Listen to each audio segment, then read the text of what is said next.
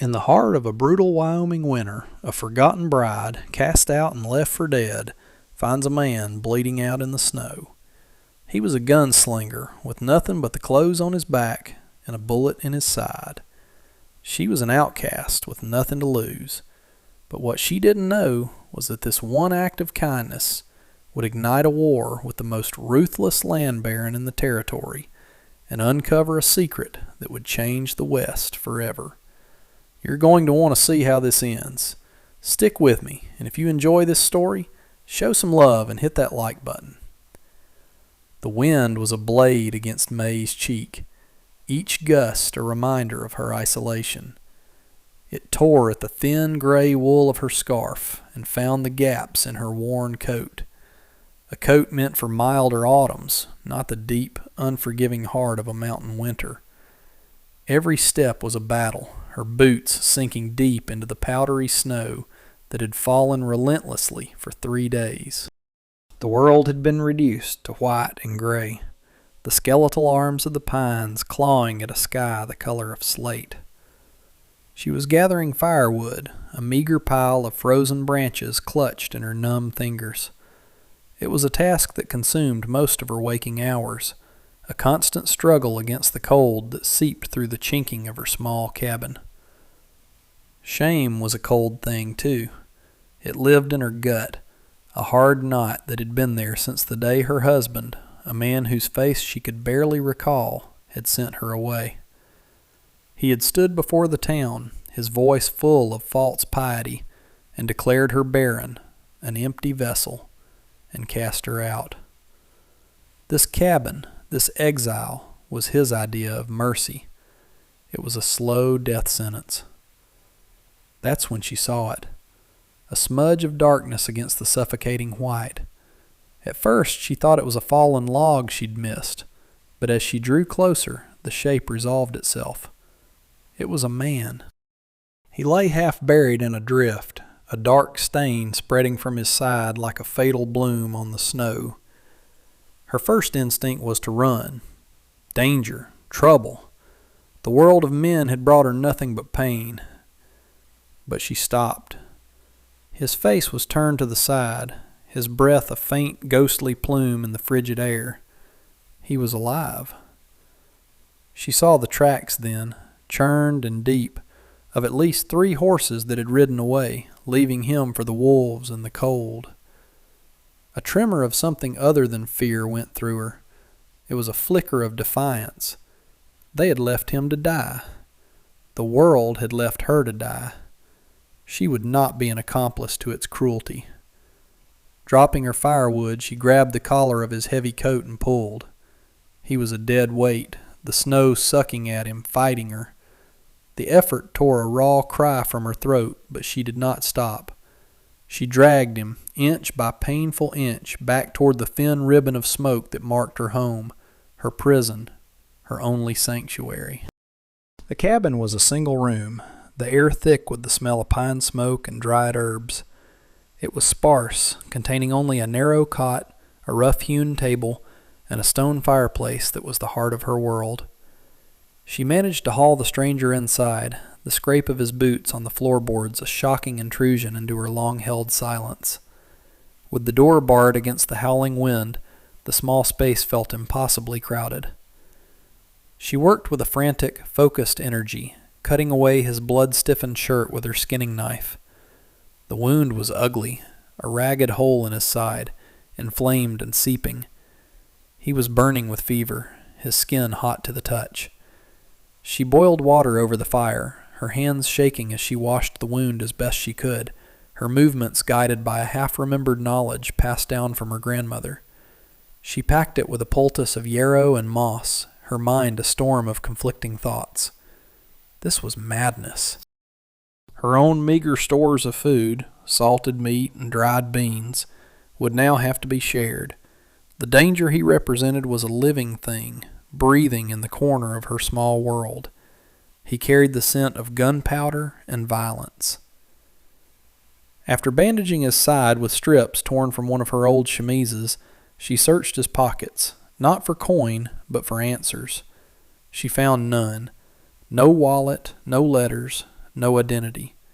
There was only a heavy, worn pistol tucked into his belt, its metal cold and menacing against her palm, and a handful of spare cartridges. He was a gunslinger, a drifter, a man with nothing, a man like her. The blizzard intensified, throwing itself against the cabin walls, and for the first time in months May was not entirely alone in her fight against the storm. She looked at the man's face in the flickering firelight. It was gaunt, lined with hardship, but possessed a strength that even unconsciousness could not erase. He was another soul discarded by the world, and in saving him she felt a strange, rebellious sense of purpose. She was no longer just a victim of her fate. She was an actor in someone else's. For 5 days the world outside ceased to exist. The blizzard entombed them, the snow piling up against the door and covering the single small window, plunging the cabin into a perpetual twilight lit only by the hungry flames in the hearth. The man, her silent guest, was lost in the grip of a violent fever. He tossed on her cot, his body slick with sweat, his lips cracked and dry.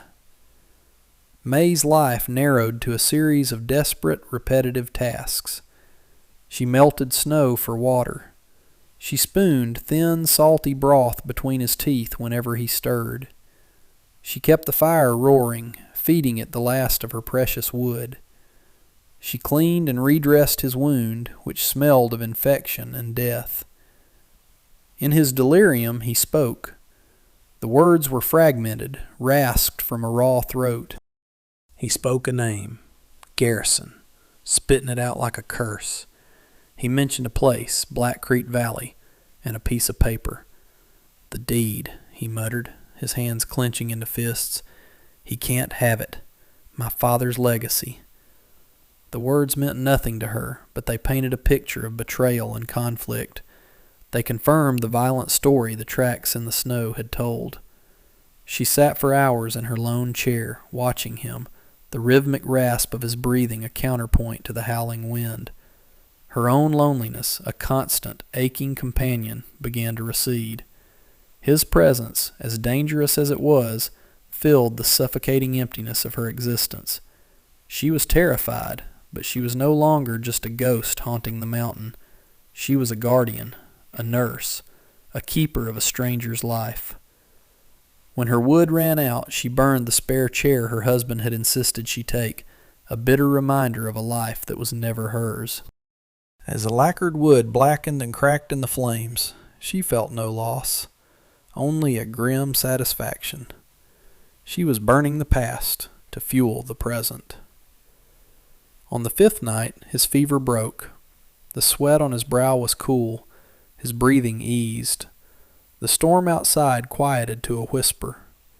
In the exhausted silence, May laid another damp cloth on his forehead and finally allowed herself to sleep, slumped in the chair, her hand resting on the table, just inches from his worn, heavy pistol. The silence that followed the storm was absolute. When May unbarred the door, she was met with a wall of snow that reached halfway to the roof. The world was a pristine, rolling expanse of white, the sky a piercing, cloudless blue. The light that flooded the small cabin was dazzling, almost painful. It was a new world, scrubbed clean. When she turned, his eyes were open. They were the same color as the sky, and they were watching her with a startling clarity. The fever was gone, but a profound weariness remained. He did not move, simply observed her as she took in the changed landscape. "You saved me," he said. His voice was a low, rough whisper, but it was clear. It was the first human voice other than her own she had heard in 6 months. The sound of it made her start. "You were freezing," she replied, her own voice sounding foreign and small. She busied herself at the hearth, suddenly shy and uncertain. The dynamic had shifted. He was no longer a helpless body. He was a man, a stranger, a potential threat. "What's your name?" he asked. She hesitated for a moment, then turned to face him. "May." "Jasper," he said, offering his own name as a simple, unadorned fact. He pushed himself up on his elbows, a sharp intake of breath betraying the pain in his side. His gaze swept the small cabin, taking in its sparse furnishings, its desperate neatness. He saw the charred remains of the chair in the fireplace. His eyes met hers again, and in them she saw not pity, but a flicker of understanding, of respect. "The men who did this," he said, his voice harder now. "Did you see them?" "Only their tracks," she answered truthfully. 3, maybe 4 riders. They headed west." He nodded slowly, his jaw tight, his gaze distant as if he were replaying the ambush in his mind. The air in the cabin grew thick with unspoken questions. He was a man hunted, and by saving him, she had placed herself squarely in the path of his hunters. The fragile peace of her isolation was shattered, replaced by a tense, uncertain waiting game. The beautiful, silent world outside was no longer a symbol of her solitude. It was a blank page on which her fate, and his, was about to be written. In the week that followed, a fragile routine formed. Jasper's strength returned with surprising speed, a testament to a body hardened by a difficult life. He was a quiet man, speaking only when necessary, but his presence was a constant, solid thing. He insisted on helping, his movements still stiff but deliberate. He took her axe and, with an economy of motion that spoke of long practice, chopped through a fallen pine, creating a woodpile that would last her the rest of the winter. He showed her how to set snares, and soon they were eating rabbit stew instead of salted pork. They ate their meals in silence, the crackling of the fire the only sound between them. It was not an awkward silence. It was the quiet of two people who understood what it meant to be alone, to be on the outside, looking in. They were two different kinds of outcasts, sharing a temporary truce with the world in a tiny cabin on the side of a forgotten mountain. One afternoon, as she was mending his coat, the needle moving deftly through the thick wool, he finally broke the comfortable quiet. "Why are you out here alone, May?" The question was direct, yet his tone was gentle, devoid of judgment. She stopped sewing, the needle poised in mid-air. No one had ever asked her that question with genuine curiosity. They had only whispered and stared. She looked at him, at the serious inquiry in his blue eyes, and decided to tell him the truth. Her voice was low and steady as she recounted the story of her arranged marriage to the merchant, the public humiliation of her rejection, the exile.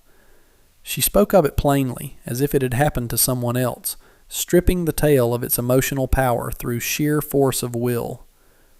When she finished, the silence returned, but it was different now, heavier. He stared into the fire for a long time. She expected pity, or perhaps scorn. Instead, he just shook his head slightly. "His loss," he said, the two words delivered with an unshakable certainty.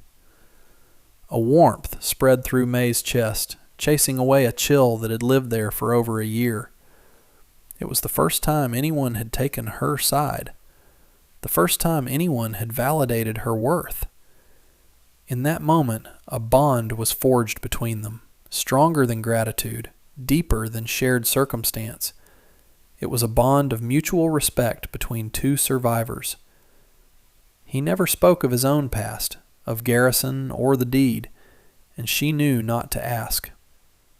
The first sign of trouble was a dark speck on the vast white expanse of the valley floor. Jasper saw it first. He had been standing in the doorway, gazing out at the horizon, a habit he had developed over the past few days. His body went rigid.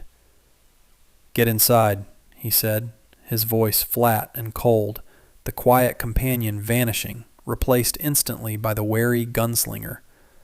"Stay away from the window." May's heart leaped into her throat. She scurried back from the table, her hands suddenly clammy. The speck grew, resolving into a rider on a powerful horse, followed by two more.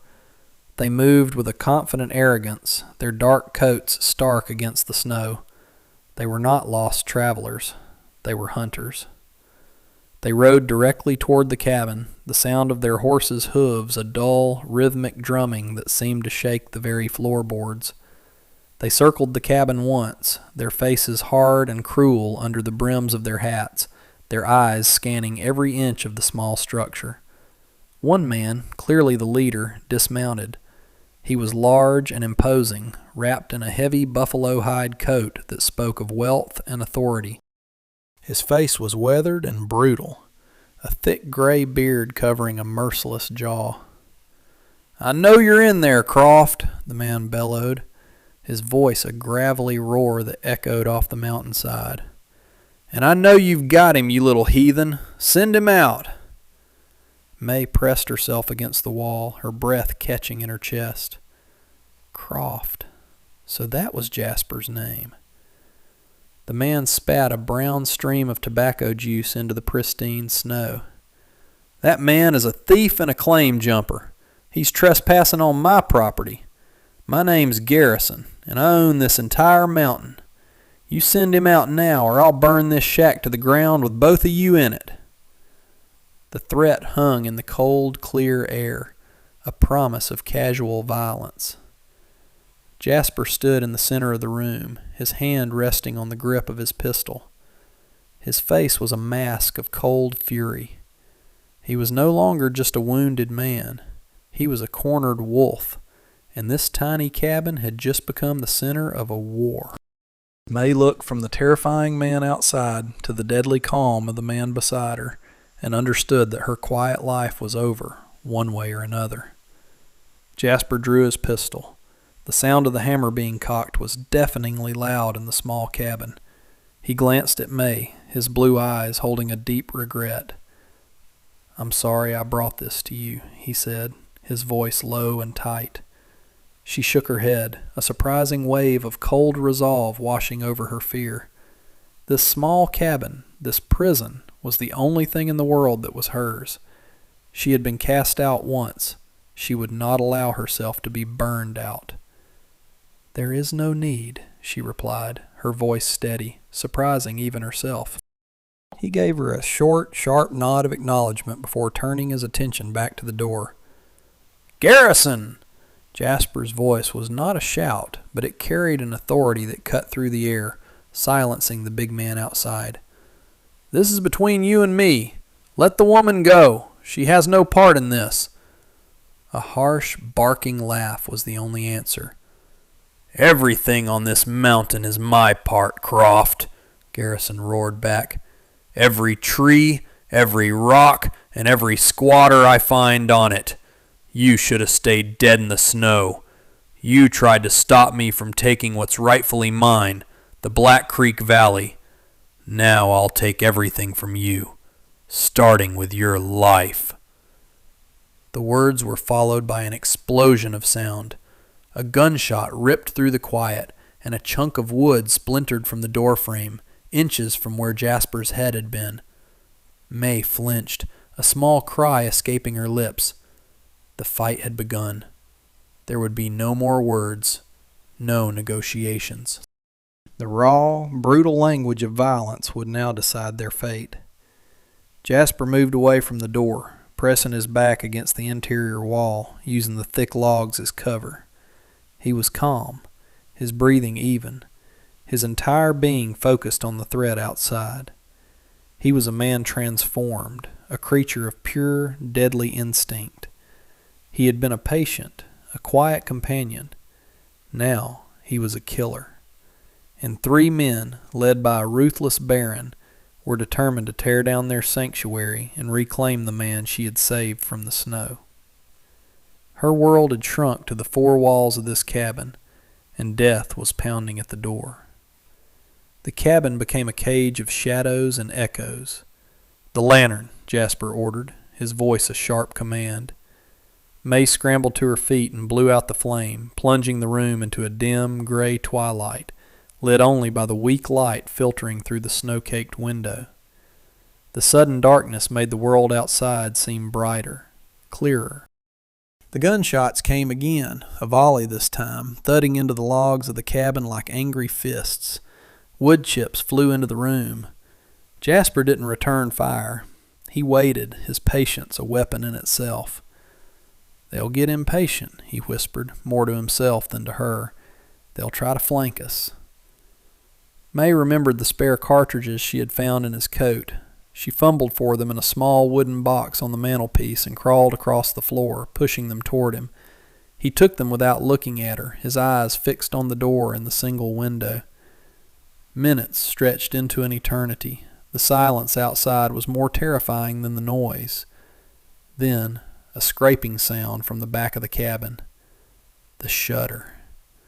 One of Garrison's men was trying to pry open the small rear window. Fear gave way to a surge of pure primal instinct. This was her home. Before Jasper could even move, May grabbed the heavy iron poker from the hearth and, screaming a wordless cry of fury, lunged toward the window. She slammed the internal wooden shutter closed just as a hand reached through the opening. A man cried out in pain and shock as the heavy plank crushed his fingers. The distraction was all Jasper needed. He moved to the front window in 2 silent strides, firing a single precise shot. A shout of pain from outside, followed by the heavy thump of a body falling into the snow. One down. The other henchman began firing wildly, a desperate barrage of lead that tore through the window, shattering the precious glass. Jasper was already moving, dropping low and rolling toward the door, coming up on one knee. He fired twice more. Another cry, shorter this time, then silence. An unnerving quiet descended upon the clearing, broken only by the ragged sound of May's breathing and the soft hiss of the dying embers in the hearth. The air was thick with the acrid smell of gunpowder. Outside, the snow was no longer pristine. 2 bodies lay still, dark shapes against the blinding white. But Garrison was still out there. He was wounded, but he was alive. A low groan confirmed it. "It's over, Garrison," Jasper called out, his voice ringing with cold finality. "The law in Cheyenne already has a copy of the real deed. They know what you did to the old prospector." A string of curses came from behind the cover of a large pine tree. A moment later, Garrison staggered into view, clutching his arm. In his other hand, he held a piece of paper, waving it like a flag of defiance. "This is the law," he snarled, his face contorted with pain and rage. "Signed and sealed by Judge Peterson. This valley is mine." "The judge you bribed?" Jasper said, stepping slowly out from the cover of the cabin doorway, his pistol held steady in his hand. "You forged the old man's signature after you murdered him. But you got greedy. You didn't know he'd already filed the original claim with me as his sole partner and heir. I bought him out legally, Garrison. This valley and the silver vein that runs through it has been mine for 6 months."